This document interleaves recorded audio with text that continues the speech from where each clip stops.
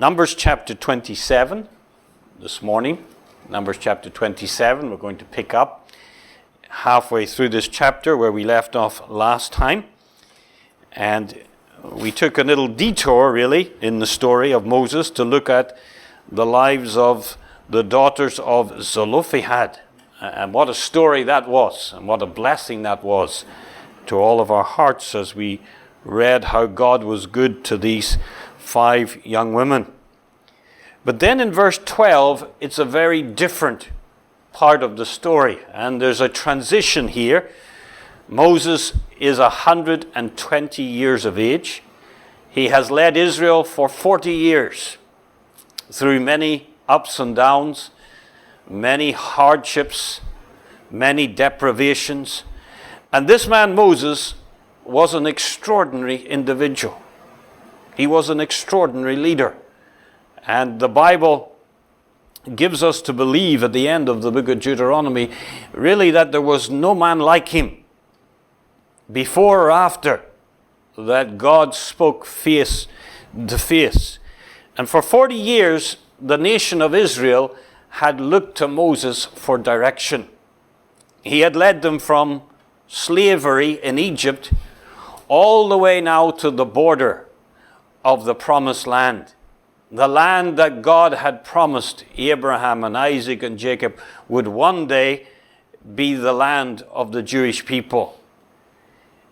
But now God is telling Moses in this chapter 27 that Moses' time is running out, that he will not lead them into this promised land. And the irony, of course, in this story is that as the children of Israel get closer to the promised land, every step brings them closer. Every step is bringing Moses closer to his death and to his end. And while the children of Israel are eager, no doubt, and excited to leave the wilderness behind and all the deprivations of the wilderness, Moses, on the other hand, has a bittersweet sense, because he knows that every step closer is a step closer to the border where he cannot cross of the promised land. And the Lord is very direct with Moses in verse 12. And he says to Moses, "Get thee up into this Mount Abiram, and see the land which I have given unto the children of Israel. When thou hast seen it, thou shalt be gathered unto thy people, as Aaron thy brother was gathered."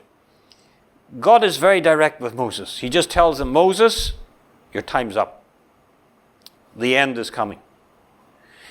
And you know, there are moments like this in every nation, in every company, in every church, in every family, in every individual's life, where God says, your time's up. I'm moving on. And there's going to be a handing over of responsibility. And leadership will pass. Accountability and responsibility will pass to someone else. And let me remind you this. Whatever God gives you on earth, ultimately He will take away from you. Someone once said, hold the things of earth, whatever that is, material things, power, position, prestige, hold them loosely in your hand, because God is going to make you let them go. And if you hold them too tight, it'll be more painful to let go of them. And now Moses is having to let go of the power and the position and the leadership of this nation, and someone else is going to take over. Now, in the midst of this, we would say bitter news, sorrowful news in many ways, God sweetens the bitterness, because He says in verse 13, "Thou also shalt be gathered unto thy people, as Aaron thy brother was gathered." In his loss, and the reminder of his loss, Moses is reminded what he's going to gain. And he's going to gain something far greater than what he lost in not going into the promised land. God says, listen, Moses, you're going to heaven. You're going to be reunited with Aaron and Miriam and the others who've gone before. And Moses, don't be discouraged. Don't be upset. I have taken care of you. You're coming to be gathered onto your people. You're not going to disappear, Moses. You're going to a place where all the people of God are at rest. So, while Moses was disqualified from entering the promised land, he wasn't disqualified from entering heaven. Don't make that mistake. There may be things that you fail to do on earth, but there's one thing, if you're a child of God, you will not fail to do, and that is to make it to heaven and to home.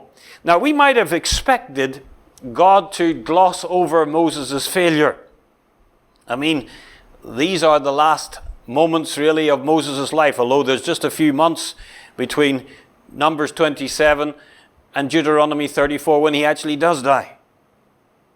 We might expect God to pay Moses a very fulsome tribute here and to thank him for his many years of service and to sweeten the pill that way, but he doesn't. He just says to Moses, the good news and the bad news is this, Moses. The bad news, you're leaving this world soon. You're handing over responsibility. The good news is you're not going to disappear. You're on your way to heaven and to home. But then God is very fearful to explain to Moses why.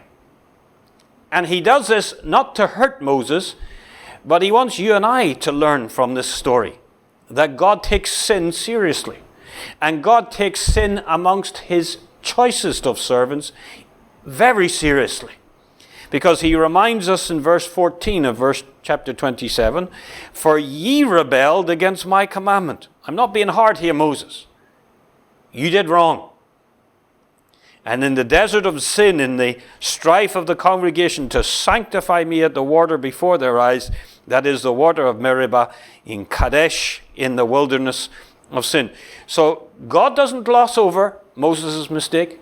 God doesn't hide it. He brings it up once again and he says, Moses, this is why I have to be just and I have to be seen to be just.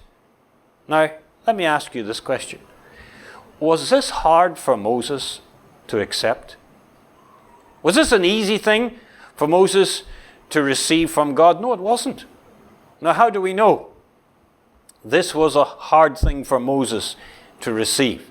Well, if you go to Deuteronomy chapter 3, we get a little insight into the heart of Moses and the pain that he felt and the sense of loss that he felt about not taking Israel into the promised land. Remember, for 40 years, this was his dream, leading him through the ups and downs of the wilderness to bring them into the promised land, to see God's promises to Abraham and Isaac and Jacob fulfilled. For 120 years, as a Jew, Moses no doubt dreamed of going to the promised land, getting out of Egypt.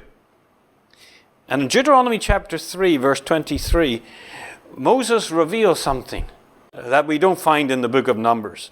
He says, I besought the Lord at that time, saying, verse 24, O Lord God, thou hast begun to show thy servant thy greatness, and thy mighty hand. For what God is there in heaven or in earth that can do according to thy works and according to thy might? And then he asked God this, I pray thee, let me go over and see the good land that is beyond Jordan, that goodly mountain and Lebanon. But the Lord was wroth with me for your sakes, and would not hear me.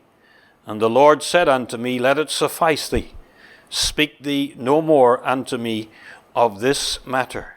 Get thee up into the top of Pisgah, lift up thine eyes westward and northward and southward and eastward, and behold it with thine eyes, for thou shalt not go over this Jordan. So Moses felt the pain of this. He didn't shrug this off and say, it's not a big deal.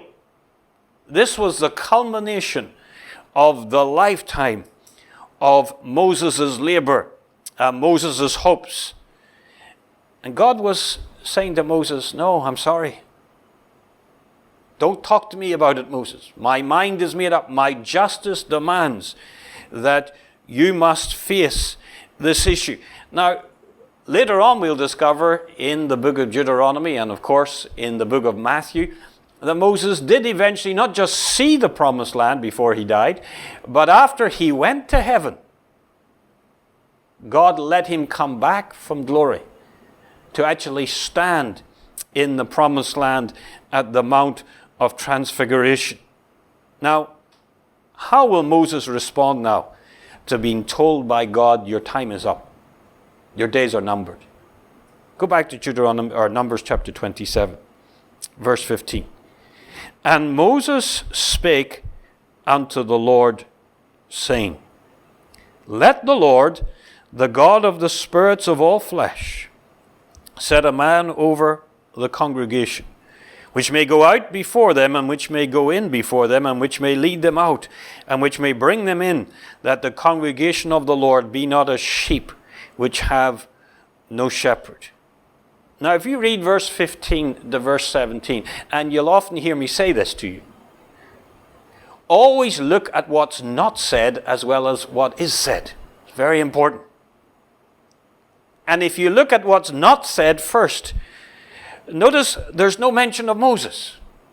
No mention of I, my needs, my desires, my dreams. No mention of what's going to happen to my legacy. No pleading with God to change his mind.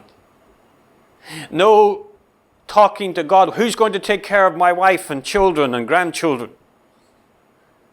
No mention of, is there a position for them? None of these things concerns the heart of Moses. And having heard the devastating news that his life is about to end, Moses' concern is not for Moses or Moses' reputation or legacy. His concern, and his only concern, is for the people. That God would take care of the nation. And one of the reasons Moses is such a great shepherd is he really cares for this nation. And his hopes and aspirations are for this nation. And you know, most people would be consumed with self at such a moment. Most people would be paranoid about others replacing them at such a moment. But not Moses.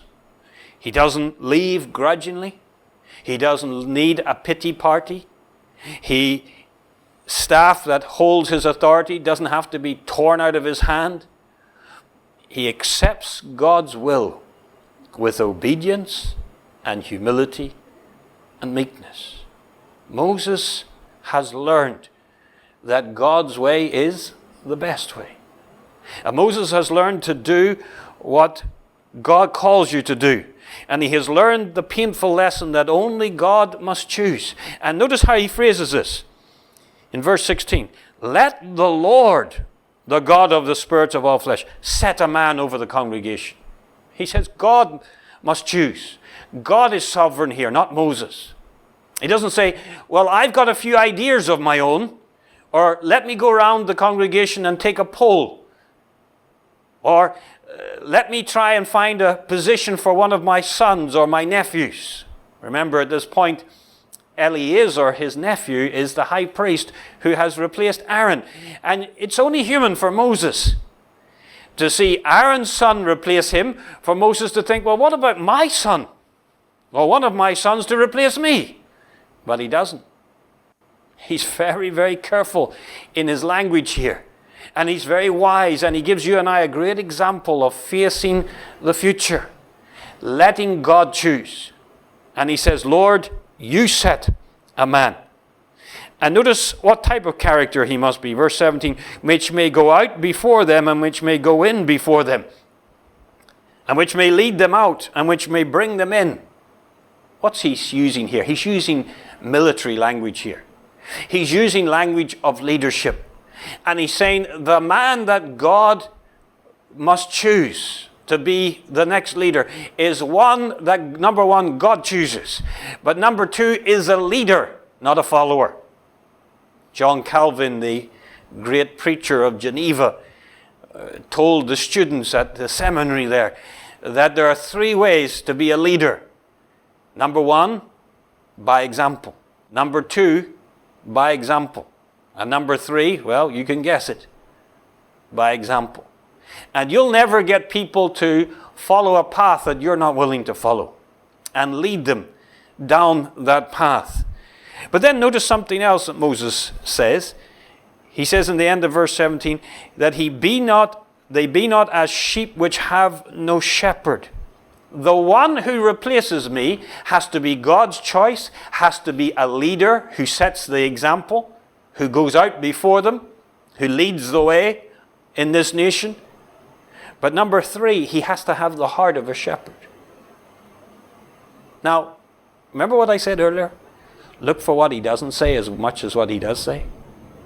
He doesn't say to God, choose the best looking one. Choose the one who has got charisma. Choose the one who has the most academic letters after his name. He didn't even say to God, choose one like Moses. You notice that?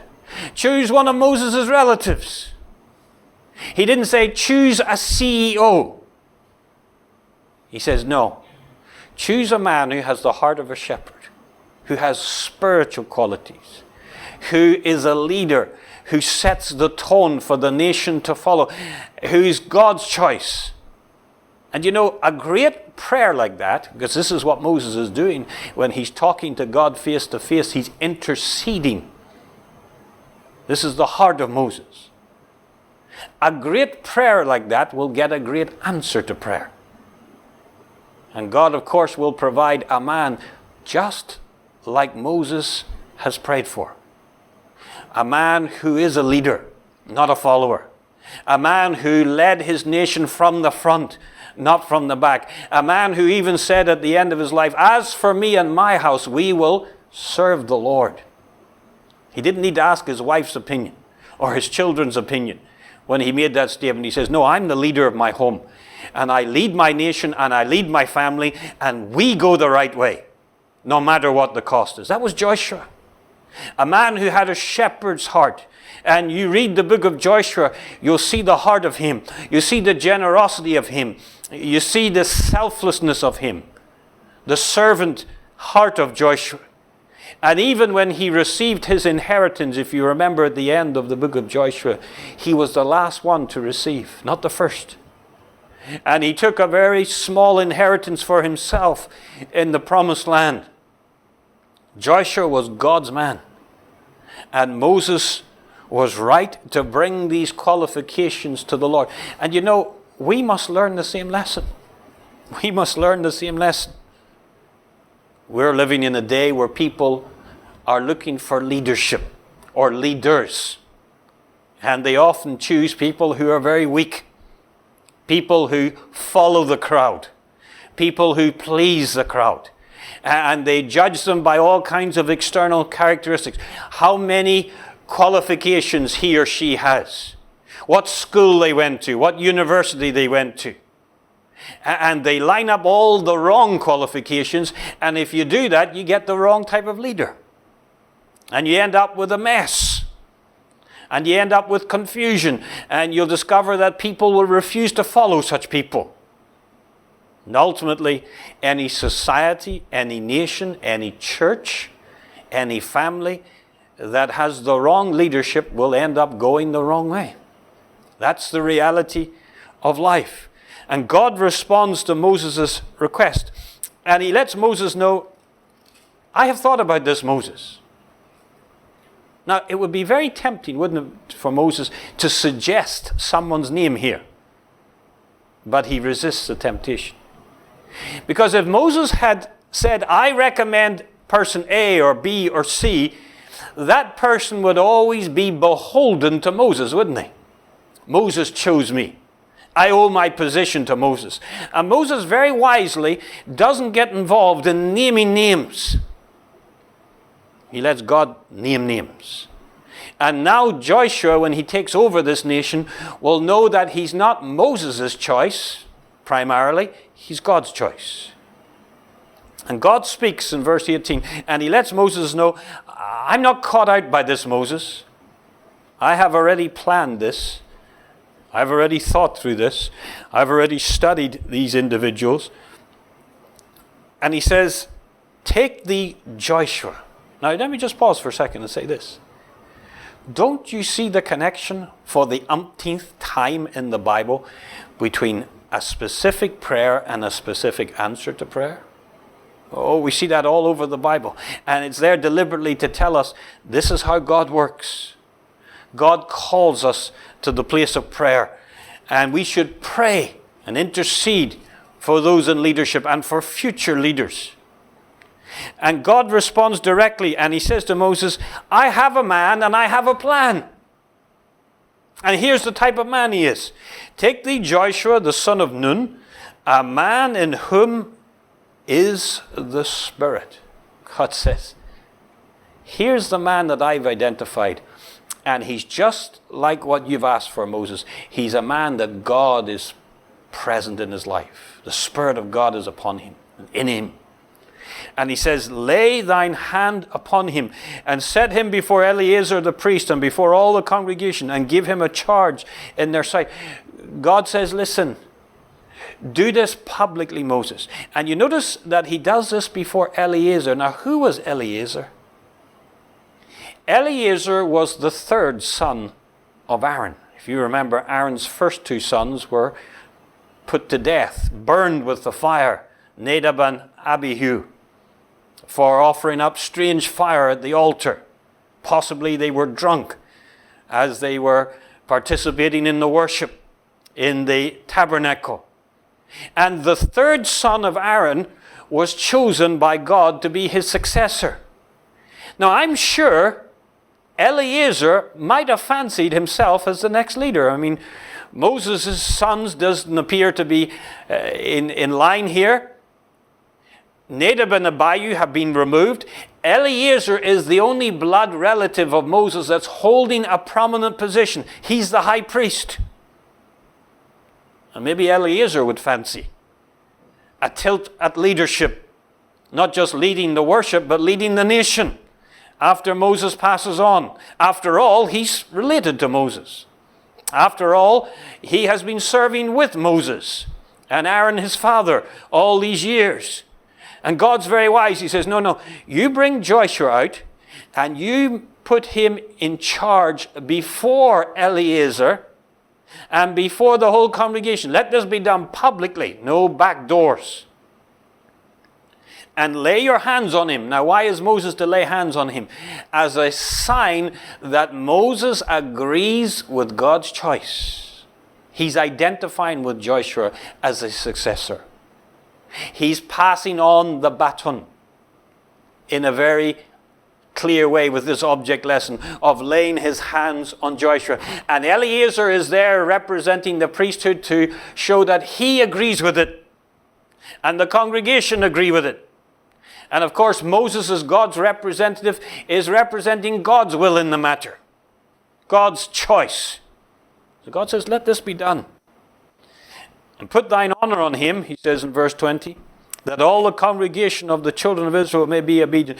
Moses is to give a charge. He's to speak to the nation. He's to speak to Joshua. He's to remind them of their duties and responsibilities to each other. And he is to make sure that Joshua is honored. Now, this expression, put thine honor on him, can mean more than simply laying hands on him. It can mean Moses start to transfer your power, your prestige. And let everybody look up to Joshua. He's no longer just Moses' assistant. He's God's man. He's God's leader. And Moses, you lift him up.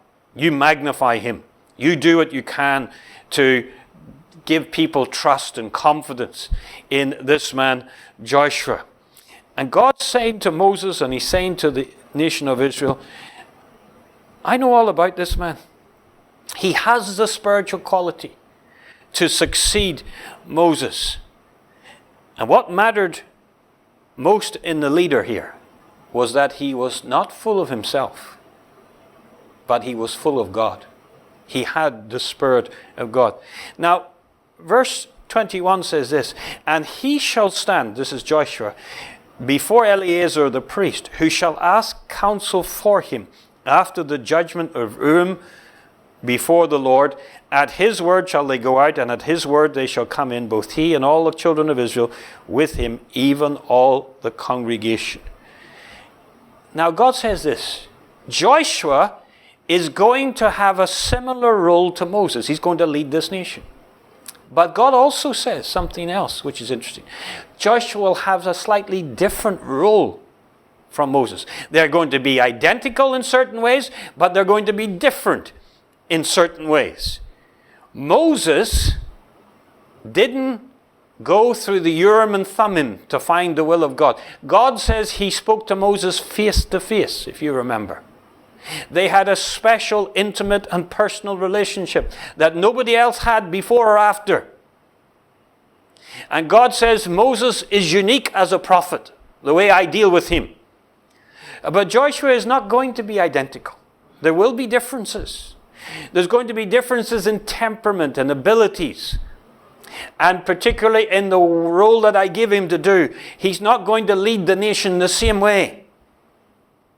Now, all of God's dealings with Israel were transacted through Moses, but not with Joshua. It's going to be a different type of leadership, a more corporate leadership structure with Joshua. And I say this to you, don't try to create models of others. There's this awful tendency of people trying to imitate other people, trying to be mini so-and-so. They go to the workplace and they try to be an imitation of the founder or the CEO of that business. Or they go into the government and they try to imitate former political leaders and try to use mannerisms and vocabulary that they use and even outdated styles of leadership that they had before. And people do the same in the church. They do the same even in the homes. Certain sons take over their home, grow up, and they try to bring in everything from their past into their new home. It's not the way it's always meant to be. God has different styles of leadership for different styles or different times and different circumstances. And you and I are not to simply model other people. We're not to simply run a historical legacy society, a museum. I've been in churches, and all they talk about is what the founder said, who's already dead. And they produce his books, and they quote him, and it's like listening to a memorial service that just never ends. It's the same in businesses. I've been in countries, and they keep talking about this leader and that leader, and the person's been dead for years. Nobody has moved on. And God makes it clear here to Moses, no, Joshua is going to be different from you. And Joshua, he's saying to Joshua as well, don't try to be a mini Moses. By all means, there's going to be some similarities in all types of leadership. There's going to be needed spiritual qualities. And there's things in Moses that you're going to have to draw from his example, Joshua, and learn from, and even imitate. But there's other things that you're going to have to leave behind. It's going to be different for you. Now, what does Moses do? Verse 22. And this is so typical of Moses. This is why he was such a great leader. Remember, up to this point, Moses may have suspected that Joshua would replace him. Moses may even have thought that Joshua would be a good person to replace him. But God hadn't given a confirmation yet. And God doesn't ask Moses' opinion. And Moses' pride could be hurt here, couldn't it? He said, let me just give you my opinion. And then you make the last decision, God. No. Nor does Moses say, Lord, can we just do a deal for my sons and my nephews when we're here? I mean, after all, I deserve something, don't I? And I've been here a long time. And Aaron got his son into the high priesthood. What about my son? Or my sons? Nor does he say to God, well, give me a moment to go around the nation and talk to the other leaders. Or have a poll to see is Joshua really popular enough. Sad to say, there are lots of leaders today, and that's how they behave. And they have their own little succession plans. And they particularly want to appoint their relatives and their friends. And people who suck up to them. And people who they think resemble them, to be the next person to take over from them. And Moses here gives us a great example. He just waits for God to speak. And once God has spoken and made it so clear, Moses just obeys. It just says, and Moses did as the Lord commanded. Without an argument, without any fluster, without any tears, throwing any tantrums. Moses just obeyed. And we're told he took Joshua, set him before Eleazar the priest, before all the congregation, and he laid his hands upon him and gave him a charge as the Lord commanded by the hand of Moses. Every single thing God told Moses to do, he did. Nothing added, nothing taken away. Obeyed it to the very last letter. And this is why Moses is so great. He leads Joshua by example. And he leads the nation from the front, right to the very end. God says, bring Joshua. Moses just goes and does it. God says, lay your hands on Joshua. He just lays his hands on Joshua. God says, give him a charge to do the right thing. Moses does that. And he gives you and I such a wonderful picture of meekness, self-control, humility, and care for the needs of others. It's not about Moses. You see that in Moses' life? That's why the mistake he made in smiting the rock was so out of character. Because for Moses, all his life, he worked for others. He acted for the glory of God. And even in his successor, he does the same. He has the same attitude. He has the same actions. But what lessons should we learn from this chapter? And let me briefly run through them, and you can write them down for yourself and note them. First lesson is this. All must retire at some point. All of us. None of us last forever. There's been some great leaders, hasn't there, in the scriptures, through the nation of Israel, through the New Testament church. But eventually there comes a moment when they pass on. They don't last forever. Moses was a tremendous leader, but his time was up in God's order, in God's kingdom.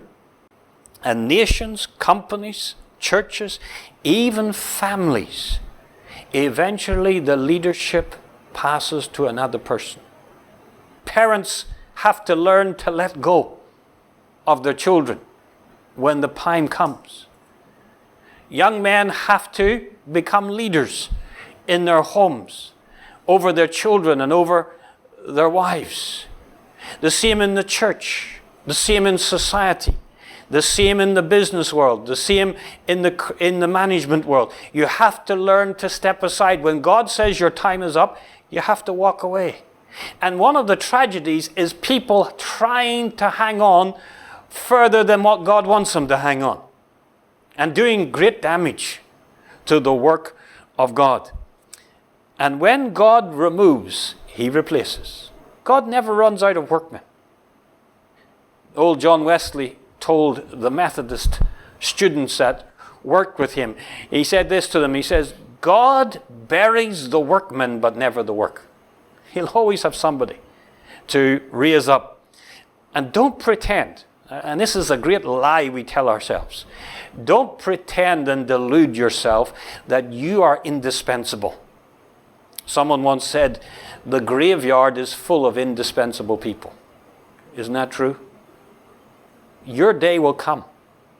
And be prepared that God will retire you and remove you from a particular position or place, and even from this earth eventually. But number two, learn this lesson from this story. God made the choice. Now, Moses is not a young man here. He's 120 years of age. Moses is the most educated, the most intelligent, the most spiritual of all the people in Israel. Remember, the whole generation of Jews, apart from Caleb and Joshua and Moses, died in the wilderness, who were above 20 years of age. So Moses is not just a little bit older than everybody. He's probably about 80, 90 years older than most people. Maybe almost 100 years older. He is the wisest, most spiritual individual. And he has led this nation for 40 years. Longer than anybody else has led them. And if anybody deserves, we would think, to have an opinion, if anybody has the right to get involved in this selection process, we would think Moses would have. But he doesn't. And Moses has learned, don't try to take God's place in this matter. Let God decide. Now, many others tried to replace Moses. Dathan and Abiram and Korah. Aaron and Miriam tried to replace him in rebellion. Many others tried to take his position. But Moses had learned in the 40 years in leading this nation, just let God choose. Just let God lead. Just let God be the great shepherd. You're the under shepherd. You're not the chief shepherd. And now as he comes to this final handover, Moses is content to let God's will be done. Let God make the choice. But then notice something else about this story. God makes the choice in his time. I'm sure for Moses, he would have welcomed retirement. He might have welcomed spending some time with his grandchildren. As we would say in Singapore, getting his CPF and having a little time of relaxation before he dies. But that's not God's will. And let me say this to you, wherever you are. Don't set artificial deadlines. Don't say, well, God must do it this way in this time. No, he may not do it in this time. He doesn't work to your timetable. Let God make the choice. You know, often he doesn't make the choice for many, many years. He may not even make the choice in your lifetime. After Joshua, if you remember, there was a huge gap hundreds of years before Samuel came on the scene. And we had all these judges that God raised up who were very flawed individuals. But the next great leader after Joshua really was Samuel. You couldn't really say that Gideon or Samson and men like that were great leaders. They weren't. They were extremely flawed. And Joshua's life and heart and character was greatly influenced by Moses. And let me say this to you as well. It takes time to learn to be a great leader. Joshua took 40 years to learn the ropes, to learn the lessons from Moses' life. Very few nations, companies, churches, families last more than a few generations. Very, very few. Very few last. God isn't sentimental. We are, but God isn't. Old Hudson Taylor, when he was in charge of the China Inland Mission, used to tell people when they said to him, "What's going to happen after you die, Mr. Taylor? You're the man that holds the whole CIM together, and you're the one that people recognize all around the world. Your name is synonymous with the China Inland Mission. And if you're not there, what's going to happen?" Hudson Taylor used to say to people, if God is through with it, I'm through with it. And if God's not through with it, I'm not through with it. That's the way I approach this. It's up to him. But then notice one other lesson. God made an unlikely choice in Joshua. Joshua was very different from Moses. He was from a different tribe. He was from Ephraim. Moses was a Levite, like Aaron and Eleazar. Joshua was not an educated man like Moses. Moses had been educated in all the wisdom of the Egyptians. Joshua was a slave boy, growing up in the slave home. Joshua was a soldier. He was a military man. He wasn't a writer. He wasn't a scholar like Moses. He didn't have this fierce temper that Moses had. He temperamentally was different. His talents were different. His upbringing was different. He was from a different tribe from Moses. And you know, sometimes we make the mistake of trying to choose people or look for people who are the same as somebody else. And it's a very unwise thing to do. Let God choose in His time, in His way. Don't try and second guess God. He often does the unexpected. In fact, we could say this: Moses himself was a very unlikely leader at 80 years of age to lead the nation for the next 40 years. In fact, Moses doubted whether it was even possible for him to lead the nation when he was at the burning bush. He said to the Lord, I think you've got the wrong person, got the wrong postcode here. I'm a shepherd now. I'm being this way for 40 years. I'm not strong enough. I'm not young enough. I'm not energetic enough. I'm not eloquent enough. I don't even know the language anymore. You got the wrong guy. And God said to him, no, you're the right one. And it's the right time. You don't see what I can see. And God's way is often the unexpected way. He'll take the apostle who's the most educated, the most Jewish of all the apostles, called Paul or Saul of Tarsus, and he'll send him to be the apostle to the Gentiles. And he'll take the one who's rough and tough and uneducated, like Peter, the fisherman, the working class guy, and he'll send him to become the apostle to the Jews. God does things the opposite way that we think He has to do things. He makes unlikely choices. And God's choice is always for a man or a woman that has spiritual character, that has the right heart. And He chose Moses, He chose Joshua, He chose David because their heart was right. Not because of any talent or ethnic or racial background or any other external circumstance that we look for. No, God says, I'm choosing these individuals because they are the ones that impress me by their character. I see the potential in them. Let me finish by saying this. Is God's ability to choose leaders, God's ability to choose a leader of a home, a husband or a wife, a parent, a Sunday school teacher, a church leader, a leader in the business world or the political, is God's ability limited to the days of Moses? No. Do you believe He can still answer prayer and lead you? And providence is not only believing that God is writing world history, but He's writing your history, your story as an individual. And such a wonderful story like this is a call to you and I. It's a reminder to you and I that God is saying, I still am in control. I still can be trusted to lead and guide. Leave the future to me. You just be faithful in the present and leave the future in my hands. We love to sing a little song in this church that Reverend William McRae taught us a few years ago. And it says this: God's way is the best way.